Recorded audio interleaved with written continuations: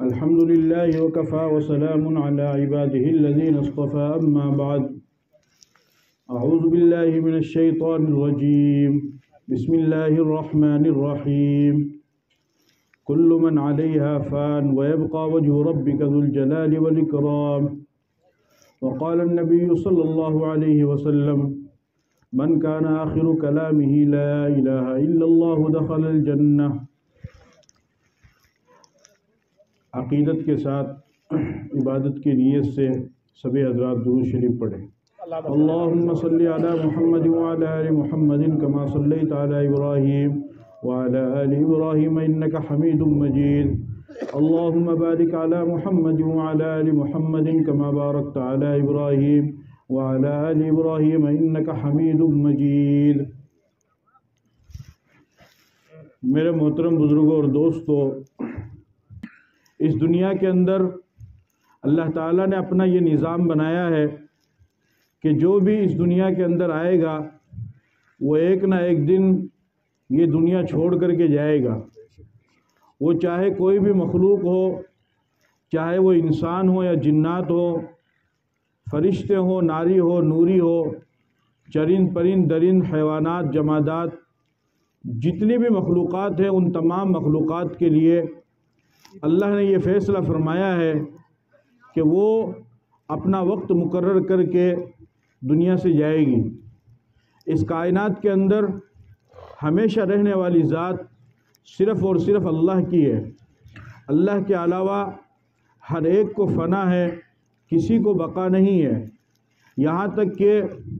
کائنات کے اندر بڑے بڑے لوگ آئے، بڑے بڑے سلاطین و حکمران آئے، بڑے بڑے بادشاہ آئے، جنہوں نے حکومتیں کی، جنہوں نے بڑی بڑی سلطنتوں پر قبضہ کیا، جنہوں نے بڑے بڑے ملکوں کو فتح کیا،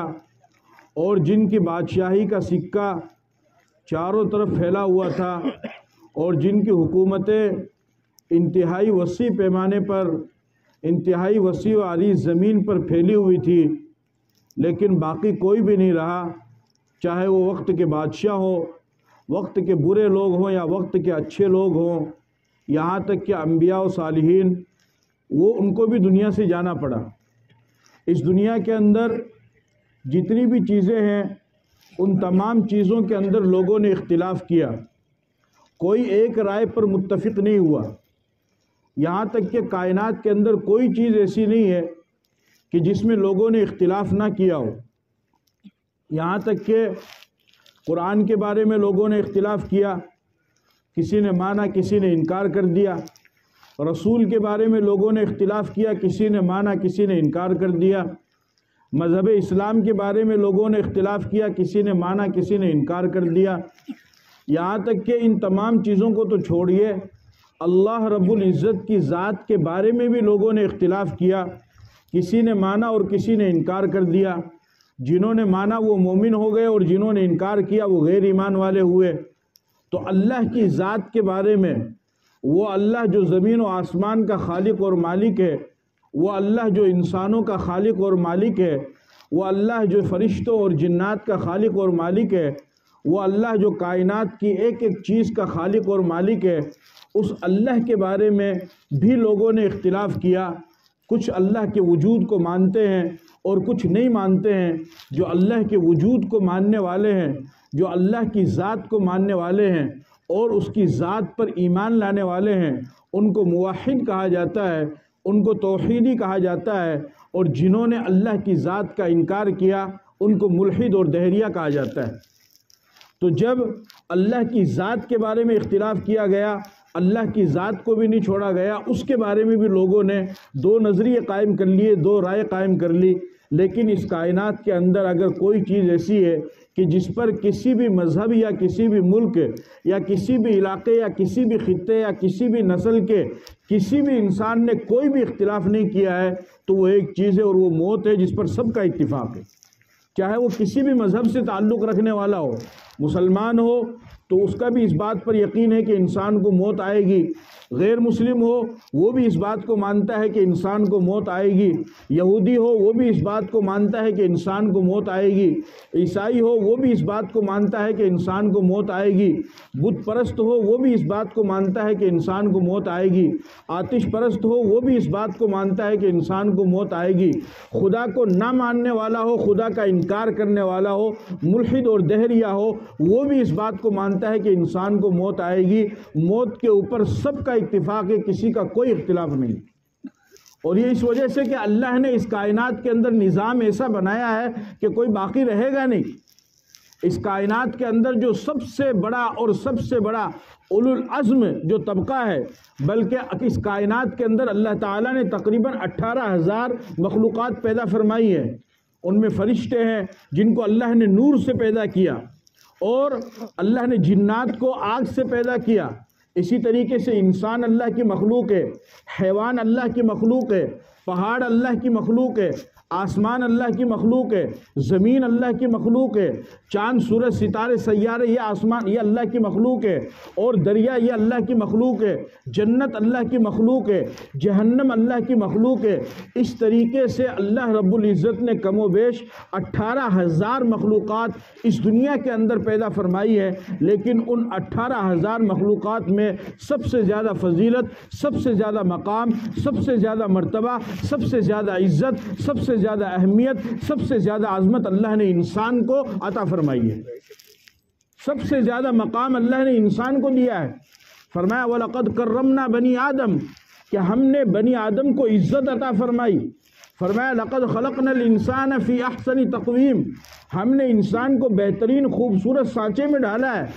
جبکہ فرشتے اللہ کی ایسی مخلوق ہے، نورانی مخلوق ہے، جن کو اللہ نے اپنے نور سے پیدا فرمایا ہے، جو ذرہ برابر پلک جھپکنے کے برابر بھی اللہ کی نافرمانی نہیں کرتے ہیں۔ لا یعصون اللہ ما امرہم ویفعلون ما یؤمرون، جس چیز کا اللہ نے فرشتے کو حکم دے دیا ہے فرشتے اس کام کو کر رہے ہیں اور قیامت تک کرتے رہیں گے، اور پلک جھپکنے کے برابر بھی ذرہ برابر بھی وہ اللہ کی نافرمانی نہیں کرتے ہیں۔ لیکن انسان رات دن گناہوں کے اندر ڈوبا رہتا ہے، اس کے باوجود بھی اللہ نے انسان کو فرشتوں سے بھی زیادہ بڑا مقام عطا فرمایا، فرشتوں سے بھی زیادہ بڑا مقام عطا فرمایا۔ کیوں؟ اس لیے کہ جب انسان نیکیاں کرتا ہے، جب انسان اچھے اعمال کرتا ہے، تو پھر انسان فرشتوں سے بھی آگے چلا جاتا ہے، اور جب یہ برائیوں کے اندر پڑتا ہے، جب یہ گناہوں کے اندر پڑتا ہے، تو پھر یہ شیطان سے بھی زیادہ بدتر ہو جاتا ہے۔ ثم رددناہ اسفل سافلین، پھر انسانوں میں انسان کو سب سے اشرف المخلوقات بنایا، تمام مخلوقات میں سب سے زیادہ فضیلت عطا فرمائی، اور پھر انسانوں میں بھی سب سے زیادہ جو مقدس اور پاکیزہ طبقہ اللہ رب العزت نے کائنات میں بنایا ہے وہ انبیاء علیہم الصلاۃ کا طبقہ اور انبیاء علیہم الصلاۃ کی جماعت ہے۔ 1.25 لاکھ انبیاء کرام اللہ رب العزت نے اس دنیا میں مبعوث فرمائے۔ اس کائنات کے پہلے انسان حضرت آدم علیہ السلام وہ اس دنیا کے پہلے انسان بھی ہیں اور پہلے نبی بھی ہیں۔ آدم علیہ السلام سے لے کر ہمارے پیارے نبی جناب محمد الرسول اللہ صلی اللہ علیہ وسلم تک تقریباً 1.25 لاکھ انبیاء کرام اللہ تعالیٰ نے اس دنیا میں مبعوث فرمائے۔ تمام مخلوقات میں سب سے زیادہ مقام اور فضیلت اللہ نے انسان کو عطا فرمائی، اور انسانوں میں سب سے زیادہ بڑا مقام اور فضیلت اللہ نے انبیاء کو عطا فرمائی۔ لیکن اس کے باوجود بھی جس طریقے سے دوسری مخلوقات نہیں بچتی ہے، اسی طریقے سے انسان بھی زندہ نہیں رہتا ہے، اور جس طریقے سے انسانوں میں دوسرے طبقات باقی نہیں رہتے ہیں، اسی طریقے سے انبیاء کرام بھی اس دنیا میں ہمیشہ زندہ نہیں رہتے ہیں۔ تو جب کائنات کی سب سے عظیم جماعت اور کائنات کے سب سے عظیم الشان طبقہ اور کائنات کی سب سے بڑی جماعت انبیاء کرام علیہم السلام جب وہ اس دنیا میں ہمیشہ نہیں رہی، تو پیچھے کوئی یہ دعویٰ نہیں کر سکتا ہے کہ میں اس دنیا میں ہمیشہ رہوں گا۔ اور انبیاء کرام علیہم السلام میں بھی سب سے زیادہ بڑا مقام اور مرتبہ اللہ رب العزت نے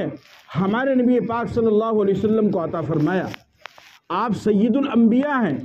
آپ امام الانبیاء ہیں، آپ تمام نبیوں کے سردار ہیں،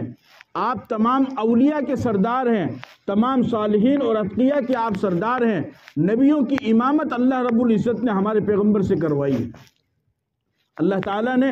اپنے بعد اس کائنات کے اندر اللہ کے بعد سب سے بڑا مقام اور مرتبہ اگر کسی کا ہے تو وہ ہے محمد الرسول اللہ صلی اللہ علیہ وسلم، کہ اللہ کی ذات کے بعد سب سے بڑا مقام اور مرتبہ اس کائنات میں ہمارے نبی کا ہے۔ بلکہ یہاں تک بھی آتا ہے، فرمایا لولاک لما خلقت الافلاک، کہ اے میرے نبی اگر تجھے پیدا نہ کرنا ہوتا تو میں زمین میں یہ دنیا ہی نہ بناتا۔ اگر نبی کو نہ پیدا کرنا ہوتا، اگر میرے نبی نہ ہوتے، نہ یہ زمین ہوتی، نہ آسمان ہوتا، نہ چاند ہوتا، نہ سورج ہوتا، نہ ستارے ہوتے، نہ پہاڑ ہوتے، نہ دریا ہوتے، نہ زمین ہوتی، نہ جنت ہوتی، نہ جہنم ہوتی، نہ فرشتے ہوتے، نہ جنات ہوتے، نہ انسان ہوتے، نہ درخت ہوتے، نہ جمادات ہوتے، نہ حیوانات ہوتے، نہ نباتات ہوتے۔ اگر میرے نبی کو اس دنیا میں پیدا نہ کرنا ہوتا تو کائنات کو اللہ سجاتا ہی نہیں۔ یہ کائنات جو نظر آ رہی ہے اور یہ کائنات کی جو سجاوٹ مجھے اور تمہیں نظر آ رہی ہے، یہ میرے اور آپ کے نبی کا صدقہ ہے۔ اور اگر میرے نبی کو اللہ کو نہ پیدا کرنا ہوتا تو اللہ اس کائنات کو ہی نہیں بناتا۔ اتنا بڑا مقام اللہ رب العزت نے ہمارے نبی کو عطا فرمایا۔ چنانچہ آپ دیکھیے کہ جس طریقے سے اللہ رب العزت کی توحید کا اقرار ہر وقت پوری دنیا کے اندر ہوتا ہے، اللہ کا تذکرہ ہر وقت پوری دنیا کے اندر ہوتا ہے، اسی طریقے سے ہمارے نبی پاک صلی اللہ علیہ وسلم کا تذکرہ بھی ہر وقت پوری دنیا کے اندر ہوتا ہے۔ آپ کہو گے وہ کیسے؟ اذان، جب نماز کے لیے اذان دی جاتی ہے، مؤذن اذان دیتا ہے، اذان پوری دنیا کے اندر ہوتی ہے، اور ایک سیکنڈ کے لیے بھی دنیا میں کہیں پر اذان بند نہیں ہوتی ہے۔ اگر آپ سے کوئی سوال کرے کہ کوئی ایک ایسی آواز کے بارے میں بتاؤ کہ جو آواز 24 گھنٹہ چلتی رہتی ہو، 1 گھنٹہ نہیں، 1 منٹ نہیں، بلکہ 1 سیکنڈ کے لیے بھی بند نہیں ہوتی ہو، تو اس آواز کا نام ہے اذان۔ کہ اذان کا نظام اللہ نے ایسا بنایا ہے کہ پوری دنیا کے اندر 24 گھنٹہ اذان گونجتی رہتی ہے۔ اور جب اذان گونجتی ہے تو اذان میں جب مؤذن اشہد ان لا الہ الا اللہ کہتا ہے تو فوراً وہ اشہد ان محمد رسول اللہ بھی کہتا ہے۔ تو 24 گھنٹے میں جہاں پر اللہ کا ذکر ہوتا ہے تو وہاں پر میرے نبی کا بھی ذکر ہوتا ہے۔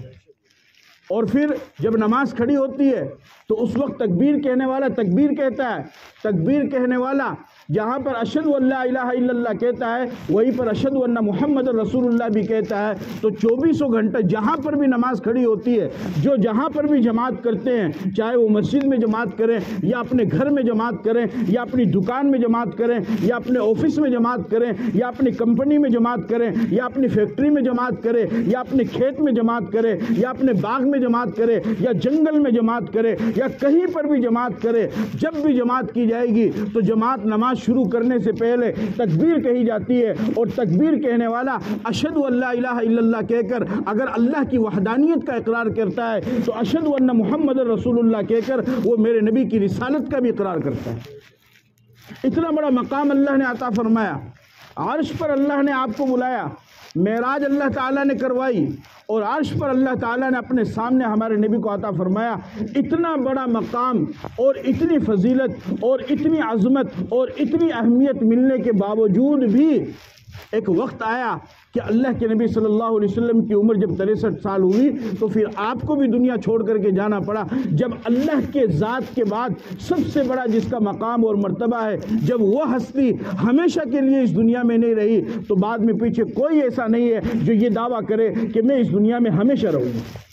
جس کے لیے کائنات کو سجایا گیا، جس کے لیے کائنات کو بسایا گیا، جس کے لیے کائنات کی سجاوٹ تیار کی گئی، جس کے لیے زمین و آسمان کا، چاند سورج ستاروں کا نظام بنایا گیا، بسایا گیا، چلایا گیا، جب وہ ہستی ہمیشہ کے لیے نہیں رہی تو دوسرا باقی کوئی بھی ہمیشہ کے لیے اس دنیا میں نہیں رہے گا۔ یہ اللہ کا نظام ہے، اور یہ نظام اللہ نے اس وجہ سے بھی بنایا، اس وجہ سے کہ اللہ کو خالق اور مخلوق کے درمیان فرق کرنا ہے، خالق اور مخلوق کے درمیان فرق کرنا ہے۔ خالق کہتے ہیں اللہ کو جو چیزوں کو پیدا کرنے والا ہے، جو لوگوں کو پیدا کرنے والا ہے، اور مخلوق کہتے ہیں ان چیزوں کو جن کو اللہ پیدا کرتا ہے۔ جیسے ہم کو پیدا کرنے والا اللہ ہے اور ہم پیدا ہونے والے ہیں تو ہم مخلوق ہے۔ خالق وہ ہمیشہ رہنے والا ہے اور مخلوق ہمیشہ رہنے والی نہیں ہے۔ اگر مخلوق بھی خالق کی طرح ہمیشہ رہنے لگ جائے تو بتاؤ خالق میں اور مخلوق میں فرق کہاں پہ رہا؟ پھر تو فرق ہی باقی نہیں رہے گا،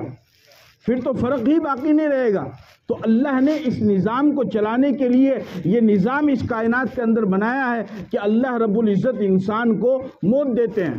اور انسان کو ہی نہیں، ہر مخلوق کو۔ فرمایا کل نفس ذائقۃ الموت وانما توفون اجورکم یوم القیامہ، تم میں سے ہر ایک جی کو، تم میں سے ہر ایک کو جس کے اندر اللہ نے جان ڈالی ہے، جس کے اندر اللہ تعالیٰ نے جان ڈالی ہے اور اس کے اندر اللہ تعالیٰ نے سانس کو رکھا ہے، تو اللہ تعالیٰ ایک نہ ایک دن ضرور اس کی جان کو واپس لیں گے، اور یہ اللہ نے پہلے ہی مقدر فرما دیا ہے، اس میں ذرہ برابر بھی کمی نہیں آئے گی اور اس میں کوئی شک نہیں ہے۔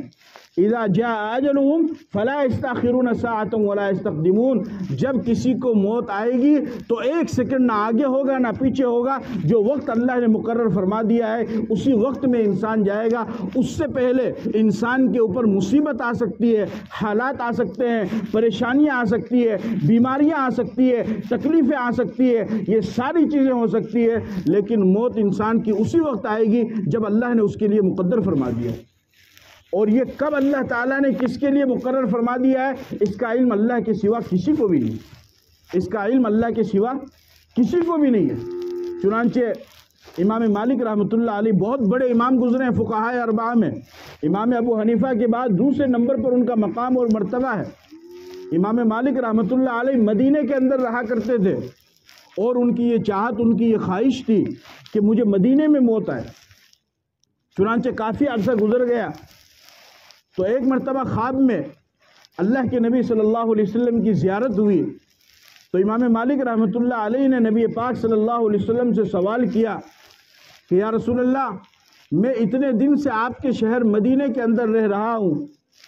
میں یہ چاہتا ہوں کہ میری موت مدینے کے اندر آئے، اب مجھے سمجھ میں نہیں آ رہا ہے کہ مجھے مدینے میں موت آئے گی یا نہیں آئے گی، یا رسول اللہ آپ بتا دیجئے۔ تو نبی پاک صلی اللہ علیہ وسلم نے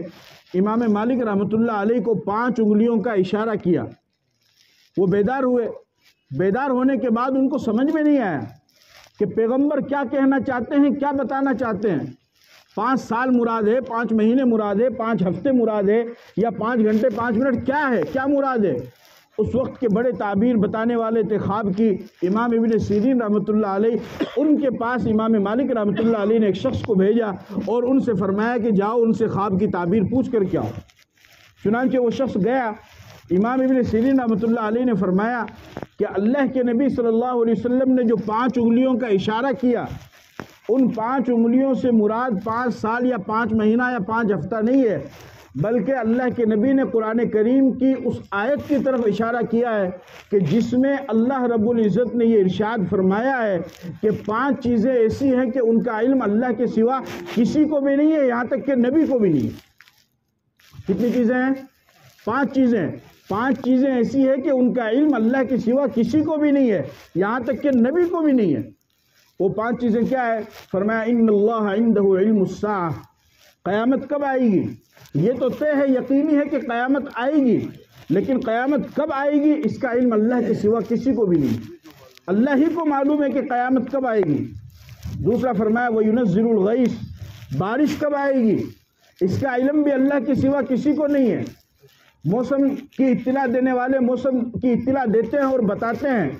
اور ابھی آج ہی دیکھ لیجئے صبح سے موسم بنا ہوا ہے لیکن اب تک بارش نہیں آئی، تو موسم بن جائے گا لیکن بارش آئے گی یا نہیں آئے گی، اور آئے گی تو کتنی آئے گی، رحمت بن کر آئے گی یا زحمت بن کر کے آئے گی، اس کا علم بھی اللہ کے سوا کسی کو نہیں۔ اگر بارش ضرورت کے مطابق ہو اور اتنی بارش برسے کہ جس سے کھیتیاں سرسبز و شاداب ہو جائے اور جانوروں کی اور انسان کی ضرورت پوری ہو جائے تو یہ بارش رحمت ہے، لیکن اگر بارش 1 مہینے تک برس جائے یا 1 ہفتے تک لگاتار بارش برستی رہے تو یہی بارش انسان کے لیے زحمت بن جاتی ہے۔ تو بارش کب آئے گی، کتنی آئے گی، وہ رحمت بن کر آئے گی یا زحمت بن کر آئے گی، اس کا علم اللہ کے سوا کسی کو نہیں ہے۔ تیسرا فرمایا وَيَعْلَمُ مَا فِي الْأَرْحَامِ، عورت کے رحم میں کیا ہے، عورت کے پیٹ میں کیا ہے، بچہ ہے یا بچی ہے، اور دوسرا سوال وہ بچہ آگے چل کر کے نیک بخت ہوگا یا بدبخت ہوگا، وہ بچہ آگے چل کر کے نیک نامی کی زندگی گزارنے والا ہوگا یا بدنامی کی زندگی گزارنے والا ہوگا، وہ بچہ آگے چل کر کے اچھا ہوگا یا برائی کرنے والا ہوگا، اس کا علم اللہ کے سوا کسی کو نہیں ہے۔ آگے فرمایا وَمَا تَدْرِي نَفْسٌ مَاذَا تَكْسِبُ غَدًا، کل کے دن انسان کیا کام کرے گا اس کا علم بھی اللہ کے سوا کسی کو نہیں ہے، کسی کو بھی اس کا علم نہیں ہے۔ انسان پروگرام بناتا ہے کل میں یہ کروں گا وہ کروں گا، لیکن کل کے دن وہ کام ہو پائے گا یا نہیں ہو پائے گا اس کا علم اللہ کے سوا کسی کو نہیں ہے۔ اور پانچویں چیز فرمایا وَمَا تَدْرِي نَفْسٌ بِأَيِّ أَرْضٍ تَمُوتُ، کل کے دن کون زندہ رہے گا کون مر جائے گا اس کا علم اللہ کے سوا کسی کو نہیں ہے۔ تو فرمایا کہ مالک تم جو مجھ سے سوال کر رہے ہو کہ میری مدینے میں موت آئے گی یا نہیں آئے گی، اس کا علم مجھے نہیں ہے، اس کا علم تو صرف اور صرف اللہ کو ہے کہ کس انسان کو کہاں پر موت آئے گی، کون انسان کہاں پر مرے گا، کون انسان کہاں پر اپنی جان دے دے گا، کس طریقے سے کس حالت میں جان دے گا، اس کا علم اللہ کے سوا کسی کو نہیں۔ تو یہ بات تو یقینی ہے کہ انسان کو موت آئے گی، لیکن انسان کو یہ دعا کرنی چاہیے اللہ سے کہ اللہ بری موت سے،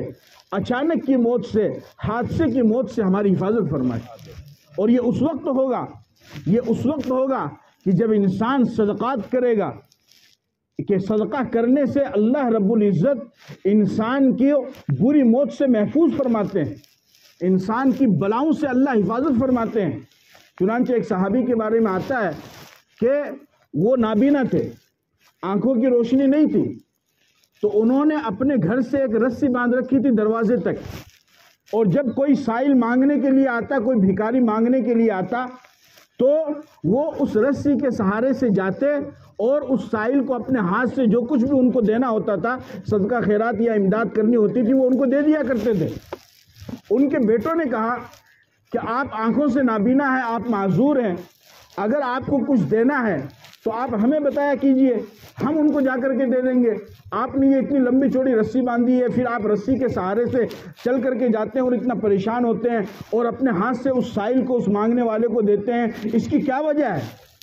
تو وہ خود صحابی تھے، انہوں نے فرمایا کہ میرے بیٹو اس کی وجہ یہ ہے کہ میں نے اپنے ان کانوں سے اپنے نبی محمد صلی اللہ علیہ وسلم کو فرماتے ہوئے سنا کہ جو انسان کسی سائل کو اپنے ہاتھ سے دے گا اور اس کی ضرورت کو پوری کرے گا تو اللہ اس کو بری موت سے محفوظ فرمائے گا۔ اس وجہ سے میں خود چل کر کے جاتا ہوں، اگرچہ میری آنکھیں نہیں ہیں، میری آنکھوں کی روشنی نہیں ہے، میں آنکھوں سے معذور ہوں، لیکن اس کے باوجود بھی میں خود چل کر کے جاتا ہوں اور اپنے ہاتھ سے اس سائل کو دیتا ہوں تاکہ اللہ بری موت سے میری حفاظت فرما دے۔ تو یہ بات تو طے ہے کہ انسان دنیا سے جائے گا، چونکہ بقا صرف اور صرف اللہ کے لیے ہے، البقاء للہ، صرف اور صرف اللہ کے لیے بقا ہے، باقی کوئی بھی ہمیشہ رہنے والا نہیں ہے، سب کو یہ دنیا چھوڑ کر کے جانی ہے۔ اب اللہ نے یہ جو زندگی ہمیں عطا فرمائی ہے، یہ زندگی میرے عزیزو امانت کے طور پر اللہ نے ہمیں عطا فرمائی ہے۔ اس زندگی کے بارے میں ہم سے سوال ہوگا۔ کائنات کے اندر کوئی بھی چیز ایسی نہیں ہے کہ جو فالتو ہو، جو بیکار ہو، کوئی بھی چیز نہیں۔ تو جب کائنات کے اندر کوئی چیز فالتو اور بیکار نہیں، بغیر مطلب کے نہیں ہے، تو خدا کے کارخانے میں انسان بیکار اور فالتو کیسے ہو سکتا ہے؟ افحسبتم انما خلقناکم عبثا وانکم الینا لا ترجعون، میرے بندو تم کیا سمجھتے ہو کہ میں نے تمہیں بیکار پیدا کیا؟ نہیں، میں نے تمہیں بیکار پیدا نہیں کیا، میں نے تمہیں کسی مقصد کے لیے پیدا کیا ہے، اس مقصد کو پورا کرو، اور وہ مقصد ہے وما خلقت الجن والانس الا لیعبدون، جنات اور انسان کو اللہ نے پیدا کیا اپنی عبادت کے لیے، پھر تم لوٹ کر کے میرے پاس آؤ گے تو جو زندگی میں نے تمہیں دی تھی اس زندگی کا اللہ تم سے حساب بھی لے گا۔ تو اگر زندگی انسان نیک گزارے گا تو اس کی موت بھی آسان ہو جائے گی، ورنہ تو شیطان جو انسان کا کھلا ہوا دشمن ہے، ان الشیطان للانسان عدو مبین، شیطان انسان کا کھلا ہوا دشمن ہے۔ اور آپ جانتے ہیں کہ جو جتنا بڑا ڈاکو ہوتا ہے، جتنا بڑا چور ہوتا ہے، وہ سامنے والے کی اتنی ہی قیمتی چیز کے اوپر ڈاکہ ڈالتا ہے، وہ معمولی چیز نہیں چرائے گا۔ جتنا بڑا ڈاکو ہوگا، جتنا بڑا چور ہوگا، وہ آپ کے گھر سے کرسی چرا کے نہیں لے جائے گا، آپ کے گھر سے گلاس اور برتن چرا کر کے نہیں لے جائے گا، یہ تو معمولی چیزیں ہیں۔ وہ اگر ڈاکہ ڈالے گا تو آپ کے بینک بیلنس پہ ڈاکہ ڈالے گا، آپ کے زیورات پہ ڈاکہ ڈالے گا، آپ کے گھر میں سونے چاندی رکھے ہیں تو اس کے اوپر ڈاکہ ڈالے گا، جتنی قیمتی چیزیں ہوں گی ان قیمتی چیزوں کے اوپر ڈاکو ڈاکہ ڈالتا ہے۔ شیطان جانتا ہے کہ انسان کے پاس جو سب سے قیمتی چیز ہے وہ نہ اس کی دولت ہے، نہ عزت ہے، نہ شہرت ہے، نہ صدارت ہے، نہ حکومت ہے، نہ سلطنت ہے، نہ پیسہ ہے، نہ سونا چاندی ہے، نہ زیورات ہے، نہ پیسہ ہے، کچھ بھی نہیں ہے۔ شیطان کو معلوم ہے کہ انسان کے پاس، خاص طور پر مسلمان کے پاس جو سب سب سے بڑی دولت ہے جو اس زمین سے بھی بڑی ہے، جو آسمان سے بھی بڑی ہے، جو کائنات سے بھی بڑی ہے، جس کی وجہ سے اس کائنات کا نظام قیامت تک چلتا رہے گا، وہ مسلمان کے پاس ایمان کی دولت ہے۔ تو شیطان انسان کے ایمان پر ڈاکہ ڈالنے کی کوشش کرتا ہے اور اس کے ایمان کو چھیننے کی کوشش کرتا ہے، اور یہ اخیر وقت تک کرتا ہے۔ چنانچہ حدیث کے اندر آتا ہے، نبی پاک صلی اللہ علیہ وسلم نے ارشاد فرمایا کہ جب انسان کی موت کا وقت قریب آتا ہے تو شیطان اپنے لاؤ لشکر کو لے کر کے اس کے داہنی طرف آتا ہے، اس کے باپ کی شکل میں آتا ہے، اور آ کر کے اس کو کہتا ہے کہ بیٹا تجھے تو آخرت کا احوال معلوم نہیں ہے، میں دنیا سے جا چکا ہوں، اگر تو کامیابی چاہتا ہے، اللہ کو راضی کرنا چاہتا ہے تو مذہب اسلام کو چھوڑ دے۔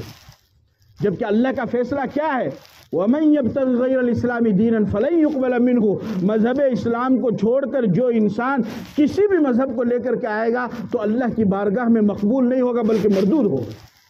پیغمبر اسلام محمد صلی اللہ علیہ وسلم کے تشریف لانے کے بعد کائنات میں نظام چلا تھا، لا الہ الا اللہ، آدم صفی اللہ، پھر لا الہ الا اللہ، نوح نجی اللہ، پھر لا الہ الا اللہ، ابراہیم خلیل اللہ، پھر لا الہ الا اللہ، موسیٰ کلیم اللہ، پھر لا الہ الا اللہ، عیسیٰ روح اللہ، پھر آخر میں لا الہ الا اللہ محمد الرسول اللہ۔ اب یہ نہ بدلا ہے نہ قیامت تک بدلے گا۔ اب جس کو بھی کامیابی چاہیے، جس کو اللہ کی رضا چاہیے، جس کو جنت چاہیے، تو اسے لا الہ الا اللہ کے ساتھ محمد الرسول اللہ کا اقرار کرنا ہوگا۔ اس کے علاوہ اگر وہ کسی بھی مذہب کو لے کر کے آئے گا تو وہ اللہ کی نظر میں قابل قبول نہیں ہوگا، صرف اور صرف مذہب اسلام والوں کو کامیابی ملے گی۔ اب شیطان اس کو گمراہ کرتا ہے، مذہب یہودیت کو اپنانے کی کوشش کرتا ہے، مذہب عیسائیت کو اپنانے کے لیے ورغلاتا ہے، اس کی ماں کی شکل میں آتا ہے۔ لیکن اگر دیندار ہوگا، نیک انسان ہوگا، نیک انسان ہوگا تو وہ ان کی باتوں کو سمجھتا ہے۔ غور سے سنو میری بات کو، یہ واقعہ میرے ساتھ، آپ کے، ہم سب کے ساتھ ہونے والا ہے، یہ واقعہ ہم سب کے ساتھ ہوگا۔ ابھی دھیان سے سن لو گے تو تمہارے کام آئے گا۔ یہ ہم سب کو اس راستے سے گزرنا ہے اور ہم سب کے ساتھ یہ ہوگا، کیونکہ حدیث کے الفاظ ہے، کوئی میں اپنی طرف سے نہیں بتا رہا ہوں، حدیث کے الفاظ ہے، اور وہ کوشش کرتا ہے کہ انسان بغیر کلمے کے دنیا سے جائے۔ اسی لیے علماء کرام نے مسئلہ بیان کیا ہے کہ جب کسی انسان کی موت کا وقت قریب آ جائے تو جو اس کے پاس میں بیٹھے ہوئے ہیں، اگر ان کو ایسا محسوس ہونے لگے کہ اب اس کی موت کا وقت قریب آ گیا ہے اور اس کے آثار ظاہر ہونے لگے، اس کے علامات نمودار ہونے لگے، جیسے سانسیں تیز چلنے لگے یا ہاتھ پاؤں کڑک ہو جائے اور ٹھنڈے ہو جائیں، بولی بند ہو جائے، اس کا مطلب یہ ہے کہ اب اس کے اوپر آخرت کے احوال شروع ہو چکے ہیں۔ تو وہاں پر جو پاس میں بیٹھے ہوئے لوگ ہیں ان کو چاہیے کہ وہ کلمے کی تلقین کرے، پڑھنا نہیں، کلمے کی تلقین کرے۔ تلقین کا مطلب ہوتا ہے کہ وہ پاس میں بیٹھے ہوئے لوگ آہستہ آہستہ لا الہ الا اللہ، لا الہ الا اللہ، لا الہ الا اللہ اس کو پڑھے، اور جب وہ پڑھنے والا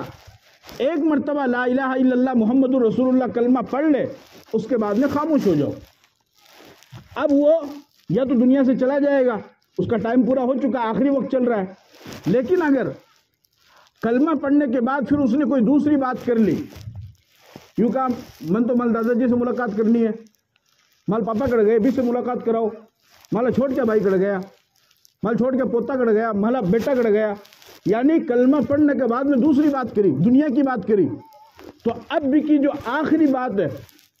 وہ آخری بات کلمہ نہیں ہوئی، دنیا کی بات ہو گئی نا۔ تو اب دوبارہ تم پڑھو لا الہ، اس کو پڑھنے کے لیے مت کہو، اس لیے کہ وہ تو بہت پریشانی کے عالم میں، اس کی سانس نکل رہی ہے۔ فرمایا کہ مرنے والے کو اتنی پیاس لگتی ہے موت کے وقت میں کہ اگر 7 سمندر پانی پلا دیا جائے تب بھی اس کی پیاس نہیں بجھے گی۔ اس لیے پیغمبر دعا کیا کرتے تھے اللہم اعنی علی سکرات الموت، کہ اللہ موت کی سختی سے، موت کے سکرات یعنی آخری وقت میں میری مدد کرنا اور مشکلوں سے میری حفاظت کرنا، پیغمبر یہ دعا کیا کرتے تھے۔ اب دوبارہ آپ کہو لا الہ الا اللہ، لا الہ الا اللہ، وہ پڑھ لے، اس کے بعد میں وہ انشاءاللہ اس طریقے سے کلمے کے ساتھ دنیا سے چلا جائے گا۔ جب وہ انسان مرنے والا اس طریقے سے کلمہ پڑھتا ہوا دنیا سے رخصت ہو جائے گا تو اللہ کے نبی صلی اللہ علیہ وسلم نے ارشاد فرمایا من کان آخر کلامہ لا الہ الا اللہ دخل الجنہ، کہ جو انسان کلمہ پڑھتے ہوئے دنیا سے جائے گا اللہ اسے جنت میں داخل فرمائیں گے، اللہ اسے جنت میں داخل فرمائیں گے۔ پھر اور یہ بھی حدیث کے اندر آتا ہے، آپ علیہ الصلوۃ والسلام نے ارشاد فرمایا کہ اپنے مرنے والے کے پاس میں سورہ یاسین کی تلاوت کرو، اپنے مرنے والے کے پاس میں سورہ یاسین کی تلاوت کرو۔ سورہ یاسین کی تلاوت کی برکت سے اللہ تعالیٰ مرنے والے کی روح کو آسانی سے نکال لیتے ہیں۔ خود تلاوت کرو، اپنے بچوں سے تلاوت کرواؤ تو اللہ تعالیٰ اس کی روح کو آسانی سے نکال لیتے ہیں۔ پھر اس کے بعد میں انسان جاتا ہے، اس کو دفنایا جاتا ہے، اس کو قبر کے اندر رکھا جاتا ہے۔ قبر میں رکھنے کے بعد جب لوگ دفنا کر کے واپس آنے لگتے ہیں تو حدیث کے الفاظ ہیں، آپ علیہ الصلوۃ والسلام نے ارشاد فرمایا کہ یسمع صوت نعالہ، کہ مرنے والا مردہ قبر میں اس کے جانے والوں کی جوتے کی آواز کو سنتا ہے، اور پھر اس کے بعد میں دو فرشتے اس کے پاس میں آتے ہیں اور اس کو بٹھاتے ہیں اور اس سے سوال جواب کرتے ہیں، جو 3 سوال کیے جاتے ہیں، من ربک، ما دینک، من نبیک، کہ تمہارا رب کون ہے، تمہارا دین کیا ہے اور تمہارے نبی کون ہے۔ وہ 3 سوال اس سے کیے جاتے ہیں، اگر وہ صحیح جواب دے گا تو اللہ کی طرف سے حکم ہوتا ہے کہ اب اس کو سلا دیا جائے، نم کنومت العروس، جس طریقے سے دلہن سوتی ہے اس طریقے سے سلا دیا جائے کہ دلہن کو سوائے اس کے دلہا کے، اس کے شوہر کے کوئی دوسرا نہیں اٹھاتا ہے، نہیں ڈسٹرب کرتا ہے۔ اس طریقے سے یہ انسان دنیا کے اندر زمین کے اوپر خوب محنت کر کے آیا ہے، خوب کوشش کر کے آیا ہے، خوب نیک اعمال کر کے آیا ہے، خوب عبادت کر کے آیا ہے۔ اب زمین کے نیچے جب یہ آ گیا ہے تو اب اس کو سلا دو، اب قیامت تک اللہ کے سوا اس کو کوئی نہیں اٹھائے گا، اور یہ میٹھی نیند سوتا ہے۔ اور فرمایا کہ جنت کی خوشبودار کھڑکی اس کے لیے کھول دی جاتی ہے اور جنت کی خوشبودار میٹھی ہوائیں اس کو آنے لگتی ہے، اور اگر خدا نخواستہ برا ہوا، غلط ہوا، نافرمانی والا ہوا تو پھر اس کو اتنا سخت عذاب دیا جاتا ہے کہ قبر کا عذاب تو آخرت کی منزلوں میں سب سے زیادہ خطرناک عذاب۔ کان عثمان بن عفان اذا وقف على قبر يبكي حتى يبل لحيته، ابن ماجہ کی روایت ہے، فرمایا کہ حضرت عثمان ابن عفان رضی اللہ تعالیٰ عنہ جب کسی قبر کے پاس کھڑے ہوتے تو اس قدر روتے تھے کہ ان کی آنکھوں سے آنسو آیا کرتے تھے اور داڑھی مبارک تر ہو جایا کرتی تھی، پوری داڑھی گیلی ہو جاتی تھی۔ کسی نے کہا کہ آپ کے سامنے جنت کا تذکرہ کیا جاتا ہے، جہنم کا تذکرہ کیا جاتا ہے، آپ اس وقت تو نہیں روتے ہیں؟ تو فرمایا کہ میں نے اپنے نبی صلی اللہ علیہ وسلم کو فرماتے ہوئے سنا، ان القبر اول منزل من منازل الاخرہ فمن نجا بعده ایسر منہ وان لم ینج منہ فما بعده اشد منہ۔ فرمایا کہ میں نے اپنے نبی کو یہ فرماتے ہوئے سنا کہ آخرت کی منزلوں میں سب سے زیادہ خطرناک جو منزل ہے وہ قبر کی منزل ہے، اور یہ پہلی منزل ہے۔ جو انسان قبر کی منزل میں کامیاب ہوگا وہ آخرت کی منزل میں کامیاب ہو جائے گا، اور جو انسان یہاں پر پکڑا گیا تو آخرت کی منزل اس کے لیے اور مشکل ہو جائے گی۔ ما رأيت رسول اللہ صلی اللہ علیہ وسلم منظرا قط الا والقبر افظع منہ۔ سب سے خطرناک عذاب جو انسان کو قبر کے اندر دیا جاتا ہے، جو قبر کے اندر دیا جاتا ہے، جس کی وجہ سے مردہ چیختا ہے اور چلاتا ہے۔ اور حدیث میں آپ علیہ الصلوۃ والسلام نے فرمایا کہ مردے کو جب قبر کے اندر عذاب ہوتا ہے تو وہ اتنا زبردست چیختا ہے کہ اگر مغرب میں اس کو عذاب ہو رہا ہے تو اس کی چیخ اور مشرق میں سنائی دی، اور انسان اور جنات کے علاوہ ساری مخلوقات اس کی چیخ کو سنتی ہے۔ جانور اس کی چیخ کو سنتے ہیں، انسان اس کی چیخ کو نہیں سن سکتا ہے، جنات مردے کی چیخ کو نہیں سنتا ہے۔ اور آپ علیہ الصلوۃ والسلام نے فرمایا کہ میں تمہیں سنواتا، لیکن مجھے اس بات کا خطرہ ہے کہ اگر تم مردے کی چیخ کو سن لو گے تو شاید تم کہیں اس کو دفنانا ہی نہ چھوڑ دو، اس لیے تم نہیں سن سکتے ہو۔ اور یہ حقیقت ہے، چیخ سننا تو بہت دور کی بات ہے۔ ابھی جو کورونا کا ٹائم آیا تو دیکھے وہ نہیں ہے، دادا کی لاش سامنے پڑی ہے، نہیں پلاسٹک میں لپیٹ دو، بس بیا لاٹھی سے آگے کر دو۔ چھوٹا سا کورونا آیا، اس وقت کسی نے ہاتھ نہیں لگایا تو مردے کی چیخ سنیں گے تو اس کو دفنائے گا کون؟ اس لیے آپ علیہ الصلوۃ والسلام نے فرمایا کہ تم اس چیخ کو نہیں سن سکتے ہو، لیکن بہرحال وہ چیختا ہے۔ اب یہ ختم، مٹی میں مل گیا، جو کچھ اس نے اچھا برا کیا اس کا صلہ اس کو ملے گا اور باقی آخرت میں ملے گا۔ اس کے بعد میں ایک وقت ایسا بھی آئے گا کہ اللہ پاک نے جس طریقے سے اس کائنات کو بنایا ہے اس طریقے سے اللہ پاک اس کائنات کے نظام کو ختم بھی کریں گے۔ جس طریقے سے زمین و آسمان بنا ہوا ہے اس کو درہم برہم کریں گے۔ یوم تبدل الارض غیر الارض والسماوات وبرزوا للہ الواحد القہار، زمین و آسمان کو تبدیل کیا جائے گا، القارعۃ ما القارعۃ وما ادراک ما القارعۃ یوم یکون الناس کالفراش المبثوث وتکون الجبال کالعہن المنفوش. پہاڑ جو اتنا مضبوط ہے اپنی طاقت میں اور اپنی قوت میں، وہ بھی قیامت کے دن روئی کی طرح اڑتا پھرے گا، اتنا کمزور ہو جائے گا. اللہ کا نظام چلے گا، ساری کائنات کو اللہ رب العزت تہز نہز فرما دیں گے. اذا زلزلت الارض زلزالها، زمین پہ زلزلہ آئے گا، اس کو ہلایا جائے گا. واخرجت الارض اثقالها وقال الانسان ما لها، جو کچھ بھی زمین پہ کیا گیا وہ زمین اس کو اگلے گی، زمین اس کو نکالے گی. انسان کہے گا کہ اس کو کیا ہو گیا؟ یومئذ تحدث اخبارها، انسان کہے گا کہ میں اس زمین کے اوپر نافرمانی کیا کرتا تھا، یہ کچھ نہیں بولتی تھی. میں اس زمین پر شراب پیا کرتا تھا، یہ کچھ نہیں بولتی تھی. میں اس زمین پر زنا کیا کرتا تھا، یہ کچھ نہیں بولتی تھی. میں اس زمین پر بیاج کا کاروبار کیا کرتا تھا، یہ کچھ نہیں بولتی تھی. میں اس زمین پر ماں باپ کو ستایا کرتا تھا، یہ کچھ نہیں بولتی تھی. میں اس زمین پر اللہ کی نافرمانی کیا کرتا تھا، یہ کچھ نہیں بولتی تھی. میں اس زمین پر نافرمانی کیا کرتا تھا، یہ کچھ نہیں بولتی تھی. آج اس کو کیا ہو گیا ہے کہ یہ بول رہی ہے، یہ بتا رہی ہے. تو بتایا جائے گا یومئذ تحدث اخبارها بان ربک اوحی لها. دنیا میں تو زمین کو اللہ نے سائلنٹ کر دیا تھا، زمین کو اجازت نہیں دی تھی، اس کو انسان کے لیے مسخر کر دیا تھا. هو الذی جعل لكم الارض ذلولا فامشوا في مناکبها وکلوا من رزقه. زمین کو میں نے تمہارے لیے مسخر کر دیا ہے، اس میں چلو بھی صحیح، اس میں اگاؤ بھی صحیح، اس سے نکلنے والے غلے کو کھاؤ بھی صحیح. جس طریقے سے تمہیں جو کرنا ہے تم کرو. زمین سائلنٹ رہے گی، زمین خاموش رہے گی. لیکن آج قیامت کے دن اللہ اس زمین کو زبان دے چکا ہے. اب اس زمین کے اوپر جو بھی تم نے کیا، زمین کا وہ حصہ قیامت کے دن گواہی دے گا کہ اے اللہ تیرے اس بندے نے میرے اوپر نمازیں ادا کی تھی، اے اللہ تیرے اس بندے نے میرے اوپر سجدے کیے تھے، اے اللہ تیرے اس بندے نے میرے اوپر قرآن کی تلاوت کی تھی، اے اللہ تیرے اس بندے نے میرے اوپر کسی غریب کی مدد کی تھی، اے اللہ تیرے اس بندے نے میرے اوپر کسی یتیم بچے کی مدد کی تھی، اے اللہ تیرے اس بندے نے میرے اوپر کسی بیوہ کی مدد کی تھی، اے اللہ تیرے اس بندے نے میرے اوپر کسی غریب بچی کی شادی کروا دی تھی. اور دوسری طرف اے اللہ اس بندے نے میرے اوپر شراب پی، اے اللہ اس بندے نے میرے اوپر زنا کیا، اے اللہ تیرے اس بندے نے میرے اوپر قتل کیا، اے اللہ تیرے اس بندے نے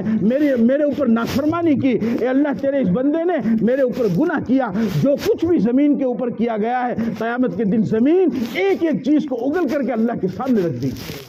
کیوں؟ اس وجہ سے کہ اللہ اس کو زبان دے گا، اس وجہ سے کہ اللہ اس کو زبان دے گا. بِأَنَّ رَبَّكَ أَوْحَى لَهَا،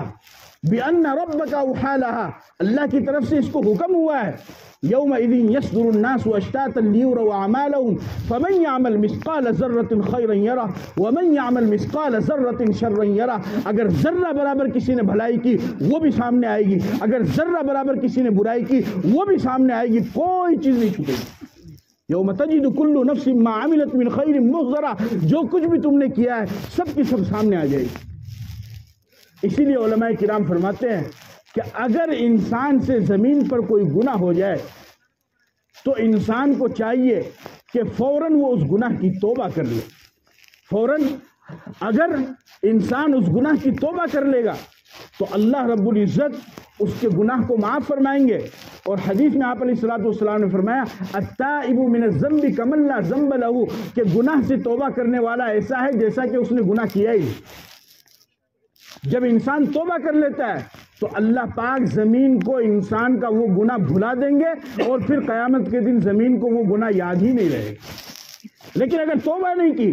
تو یاد رکھو میرے عزیزو، جو کچھ تم نے کیا ہے وہ سارا کا سارا قیامت کے دن یہ زمین اللہ کے سامنے اگل کر کے رکھ دے گی، سب چیزیں بیان کر دے گی. فرمایا الیوم نختم علی افواہہم وتکلمنا ایدیہم وتشہد ارجلہم بما کانوا یکسبون. انسان زبان سے جھوٹ بولے گا کہ اللہ یہ گناہ تو میں نے کیا ہی نہیں، یہ میں نے کیا نہیں. اللہ پاک اس کی زبان پر مہر لگائیں گے، اس کے ہاتھ کو بولنے کی طاقت دیں گے، قوت گویائی اس کے ہاتھ کو عطا فرمائیں گے. اس کا ہاتھ خود چل کر کے کہے گا کہ اللہ ہاں میں نے یہ نافرمانی کی تھی، میں نے یہ نافرمانی کی تھی، میں نے اس ہاتھ سے فلاں کو ناجائز تھپڑ مارا تھا، میں نے اس ہاتھ سے سے فلاں کو ناجائز قتل کیا تھا، میں نے اس ہاتھ سے شراب پی تھی، میں نے اس ہاتھ سے یہ گناہ کیا تھا، یہ پاؤں گواہی دیں گے کہ اللہ میں چل کر کے گیا تھا نافرمانی کی طرف، میں چل کر کے گیا تھا شراب کے اڈے کی طرف، میں چل کر کے گیا تھا ناچ گانے کی محفلوں کی طرف، میں چل کے گیا تھا رقص و سرور کی محفلوں کی طرف۔ یہ ہاتھ اور پاؤں جسم کا ایک ایک حصہ قیامت کے دن گواہی دے گا، اور اگر توبہ کر لیں گے تو اللہ پاک ان تمام چیزوں کو بھلا دے گی۔ پھر قیامت آئے گی، سارے نظام کو درہم برہم کر دیا جائے گا، اور پھر انسانوں کو قبر میں سے اٹھایا جائے گا۔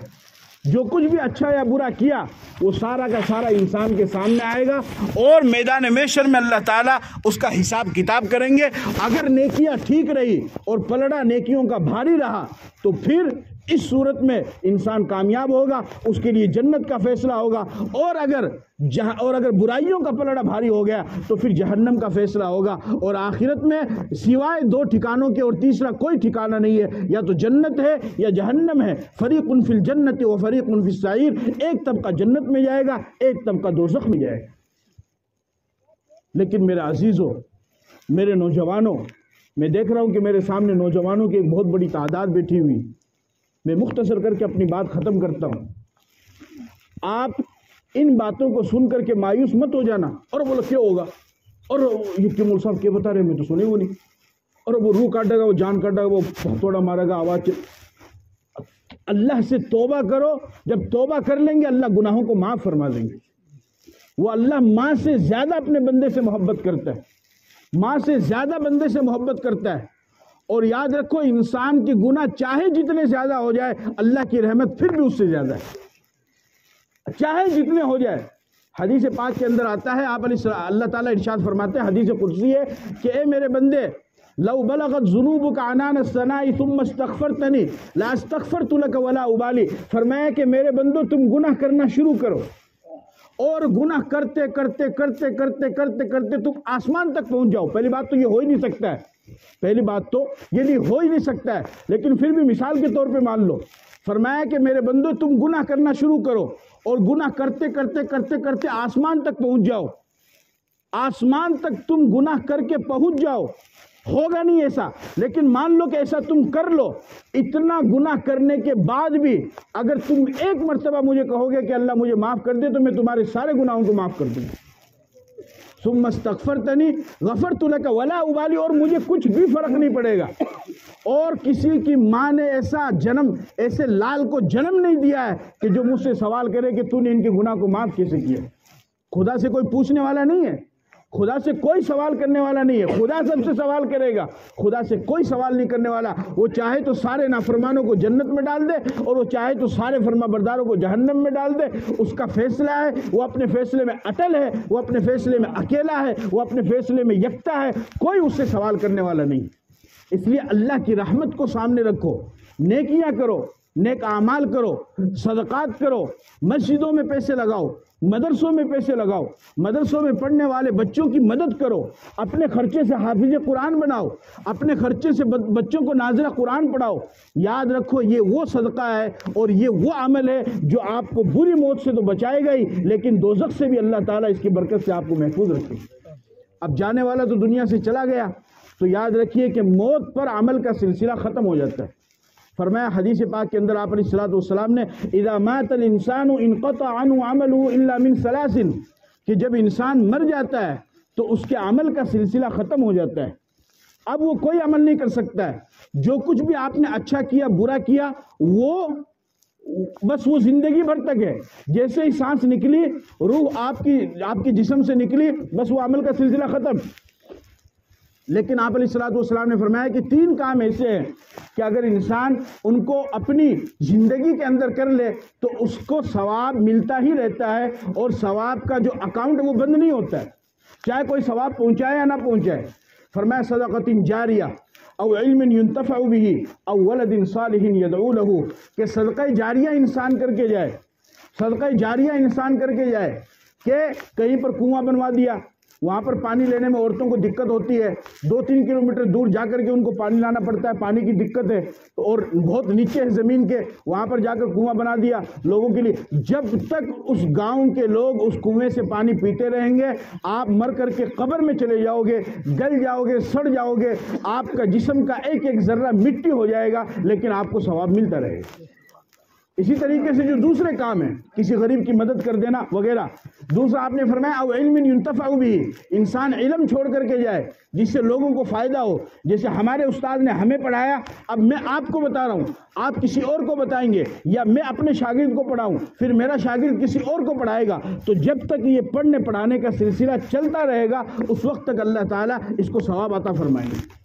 اور تیسرا آپ نے فرمایا ولد صالح، انسان نیک اولاد چھوڑ کر کے جائے، نیک اولاد جب انسان چھوڑ کر کے جائے گا تو پھر وہ نیک اولاد اس کے لیے دعا کرے گی، اور اس دعا کی برکت سے اللہ تعالیٰ مرحوم کی مغفرت کر دیں گے۔ تو میرے عزیزوں، میرے نوجوانوں، میرے بزرگوں اور دوستوں، میں تو پہلی مرتبہ آپ کے شہر میں آیا ہوں۔ آپ نے جو امام صاحب مولانا منظور صاحب، یہ میرے ساتھی ہیں، میرے ساتھ میں پڑھے میں، لیکن جو پیغام میں نے آپ کو دیا ہے اس پیغام کو سمجھنے کی کوشش کرو۔ آج کل ایک عام رواج ہو گیا ہے کہ کوئی بھی آنے والا آتا ہے اور زمین و آسمان کی کلابیں ملاتا ہے اور سبحان اللہ ماشاءاللہ کہ نہیں۔ میری ذمہ داری ہے کہ میں آخرت کے احوال آپ کے سامنے رکھوں اور قرآن و حدیث کی روشنی میں رکھوں، تاکہ آپ کو صحیح باتوں کا علم ہو، آپ کو صحیح باتوں کی جانکاری ہو۔ اور اس پر اگر میں گفتگو کروں گا تو بات تو اور بھی بہت زیادہ لمبی ہو جائے گی، میں تو ظہر تک عصر تک کر لوں گا، کوئی مسئلہ نہیں ہے، لیکن چونکہ آپ کا بھی آگے کوئی پروگرام ہوگا، نظام ہوگا، تو اس کی وجہ سے میں یہیں پر اپنی بات ختم کرتا ہوں، اور آپ حضرات سے درخواست کرتا ہوں کہ جو بھی باتیں میں نے بتائی ہے اس کو سنجیدگی سے سوچیں، اس پر غور و فکر کریں، اور اللہ کی رحمت سے مایوس نہ ہو، بلکہ اللہ کی رحمت کو سامنے رکھتے ہوئے، اللہ بڑا غفور الرحیم ہے، اللہ کے ساتھ نیک گمان رکھیں، اللہ کے ساتھ اچھا گمان رکھیں۔ جو بندہ اللہ کے ساتھ جیسا گمان رکھے گا اللہ اس کے ساتھ ویسا ہی معاملہ فرمائیں گے، جو جیسا گمان رکھے گا۔ فرمایا ان حسن الظن من حسن العبادہ، اچھا گمان رکھنا اچھی عبادت سے بھی زیادہ بہتر ہے۔ تو اللہ کے بارے میں اچھا گمان رکھیں کہ اللہ میرا مہربان ہے، وہ غفور الرحیم ہے، وہ مجھ سے محبت کرتا ہے، وہ مجھ سے پیار کرتا ہے، میں اس کی نافرمانی کرتا ہوں تب بھی وہ مجھے کھلاتا بھی ہے، پلاتا بھی ہے، پالتا بھی ہے، پوستا بھی ہے، اور مجھے ساری نعمتیں اللہ پاک ہر وقت دیتا رہتا ہے۔ تو انشاءاللہ آخرت میں بھی وہ ہمارے ساتھ اچھا کام کرے گا، اور ہمارے مرحوم کے ساتھ بھی اچھائی کا معاملہ کرے گا۔ لیکن صرف گمان مت رکھنا سوکھا بلکہ اس کے ساتھ عمل بھی کرنا، صرف سوکھا گمان نہیں رکھنا بلکہ اس کے ساتھ میں کیا کرنا ہے، عمل بھی کرنا ہے۔ اللہ پاک مجھے بھی اور آپ کو بھی کہنے سننے سے زیادہ عمل کی توفیق عطا فرمائے۔ مزید باتیں جو رہ گئی ہے پھر کبھی اللہ نے چاہا موقع ملا تو انشاءاللہ گفتگو ہوگی۔ آج یہیں پر میں اپنی بات ختم کرتا ہوں۔ وآخر دعوانا ان الحمد للہ رب العالمین۔